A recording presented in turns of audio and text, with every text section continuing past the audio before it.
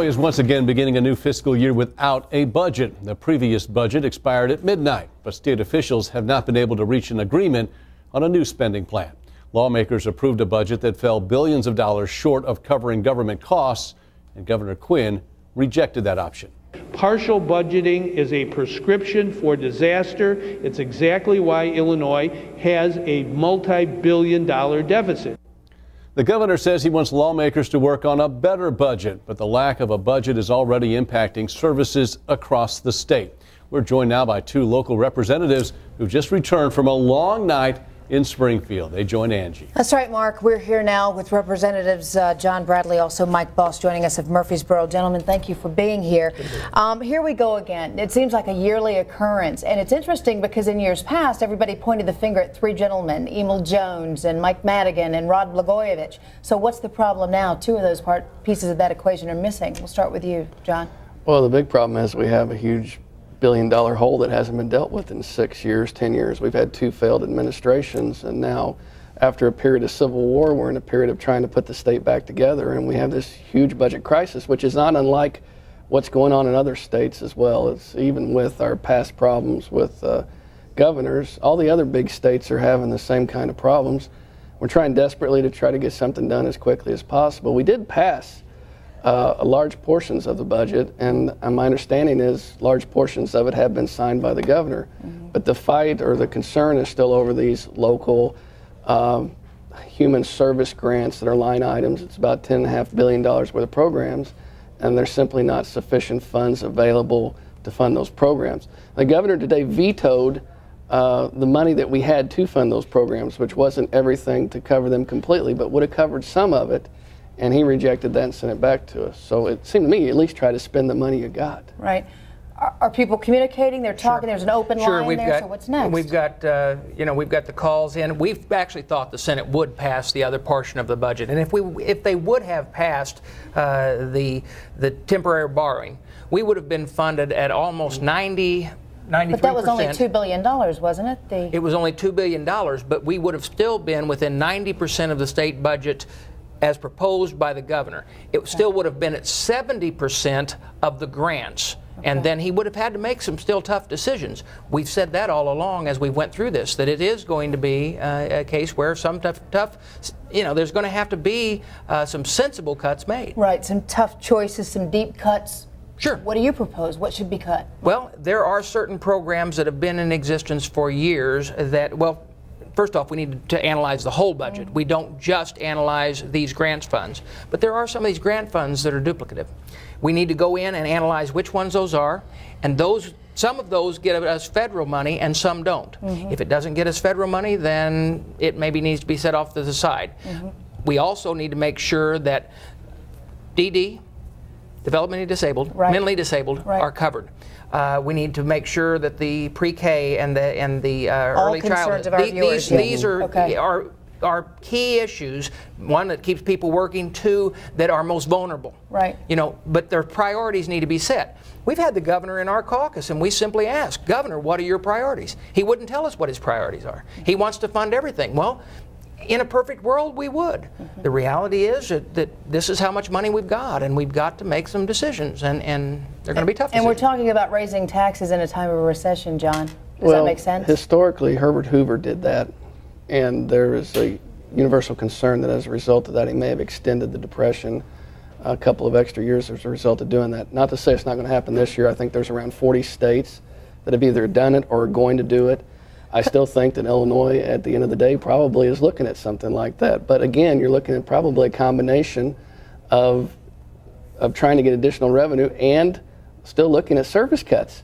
And, pension obligation note, which failed in the Senate yesterday, was potentially part of a solution in terms of trying to free up some additional money to fund these programs so that the cuts aren't as severe. Because at the end of the day, you're going to have some cuts, but you're trying to lessen the blow on children, on seniors, on people that are... A scene yesterday, actually, kind of interesting. The union workers there blocking the doors to the State House chamber. We have some video. They were demanding an increase, in fact.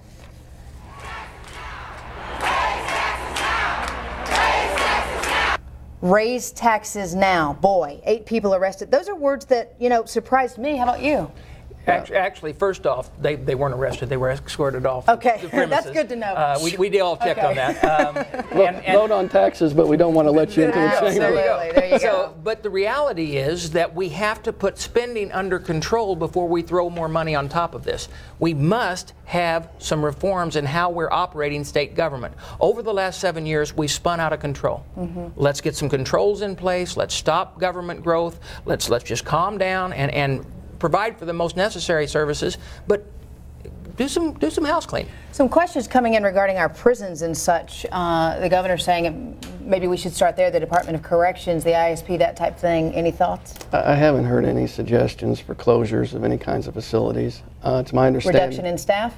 I haven't seen any specific proposals, and that's part of the concerns that we have too, is that if you know that you're going to have 7%, 10%, 20% cuts, you better know where those cuts are going to go. Right.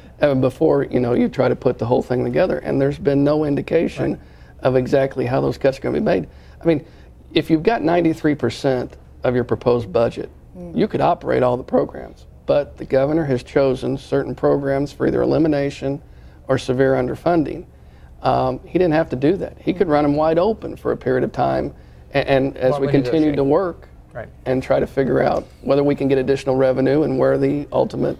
The governor doesn't explain to people that he did have 3 options. Right. He could veto, push us back in, everything like this, or make the cuts across the board, which are the most vital areas. But so he stirs people up, so they'll come and lobby us. Really, he could go ahead and make the tough choices now and not cut those larger areas, those are most important areas. But then he doesn't stir the people up for the tax increase. He really is a supporter of moving forward with the tax increase, and he's pushing for it, even to the point that we don't know what his priorities are, and he won't give us those priorities. We talked about those who are most vulnerable. Now, one of the programs that everybody's talking about now, pre-K, how is that's being discussed, obviously? Again, there's no reason for the elimination of pre-K. I got a 4-year-old that needs to go to pre-K this year, and he could fund the pre-K program at whatever level of funding we're able to get, but he's targeted it for elimination. So perhaps it's a time to revamp programs in existence as well. Well, let me tell you that I think that the governor has spent the last few weeks scaring everybody just to stir them up, and that's what we've seen. We all know that at the end of the day, we draft the budget, send it to him. He can make choices, and those choices need to be to protect those areas. And we've sent him messages on what areas are important. He's been dealt maybe the worst hand you could imagine. Right. Oh, yeah. He has inherited a nightmare, and he's trying to do the best he can. He's made some mistakes. I don't think that he's making intentional things. I don't think he's trying to be evil, but I do think that he's got a problem that probably never dreamt it would be as bad as it is. Having said that, I don't agree with a lot of the tactics that have taken place, and at the end of the day, people are suffering. People are hurting. And none of us want to see people hurt. And seeing people used as pawns to put pressure on different people and scaring them. Not the right way to go. Not the right way to go. All right, guys. Best of luck to you. Tough job ahead. Thank you.